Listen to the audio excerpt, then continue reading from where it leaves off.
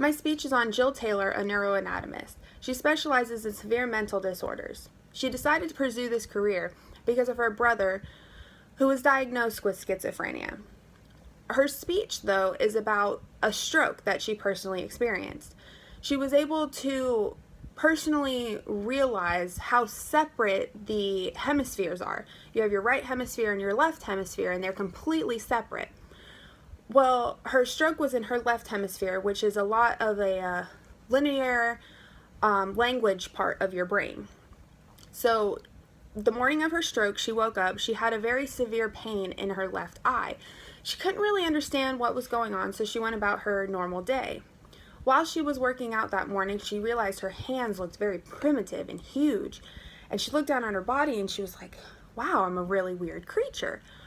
Well, she thought this was kind of strange because she'd never experienced any kind of feeling like this. So she tried to figure out what was going on, and she walked around her house and she started to feel very slow. She looked at her arm and she couldn't figure out where she began and where she ended. All of the atoms and molecules in her body started to blend with everything else around her.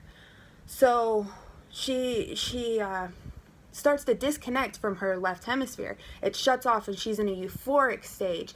She feels nirvana, so she says. And so then her left hemisphere would come back on and she would understand there's something wrong, something's happening. So she tried to call her office to find out if she could get help. Well, she pulls out a stack of cards about 3 inches thick, and all of the words on the card just don't look right. She's seeing everything in pixels, so it's all blending together. She knows what her business card looks like, but she can't find which one's the right one. Finally, 45 minutes later, she finally finds the card that she's looking for. She tries to go type the numbers in, but all of the numbers look like squiggly lines. She has no idea what she's supposed to do.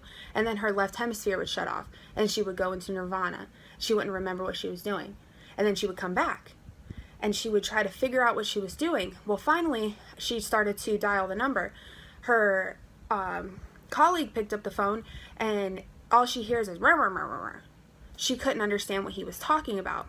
Finally, she gets help. She wakes up in the hospital, and she realizes that she's alive.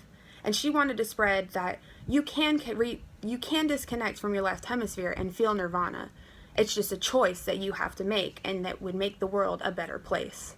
And that's what she thought was an idea worth spreading. Thank you.